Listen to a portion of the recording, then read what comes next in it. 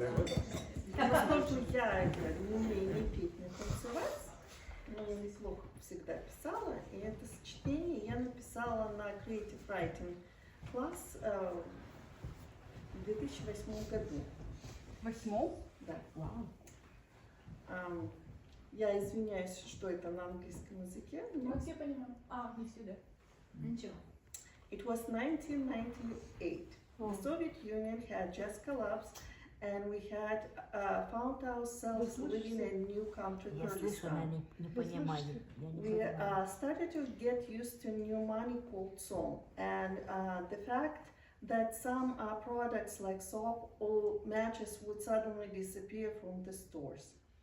There was a logical explanation for the economic connections were broken, and commodities were produced in one part of the ex-USSR would not get through to other parts because of transportation or payment problems.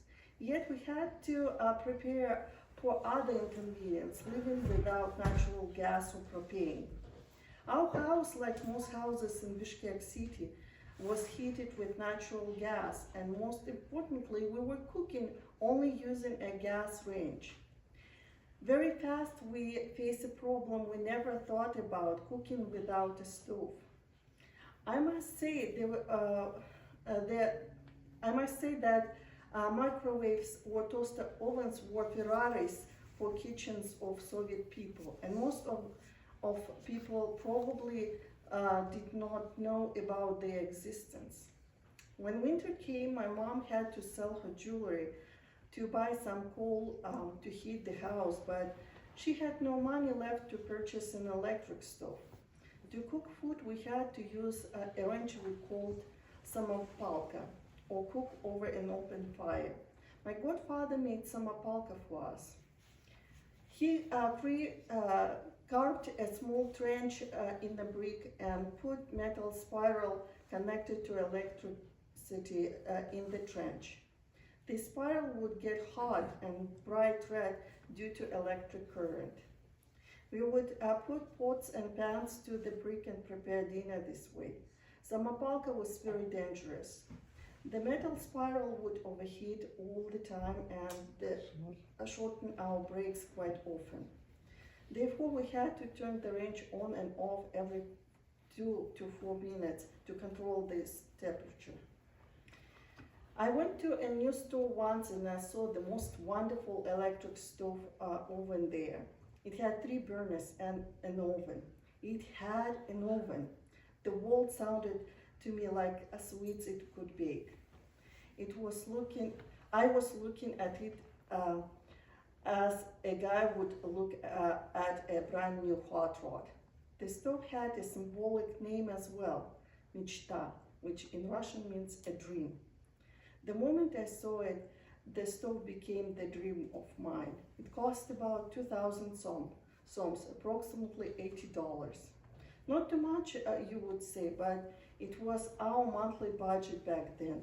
And for a 16-year-old girl, it was amount almost unachievable. But I still dreamed about this stove. I dreamed to bring it home while my mom was out, and when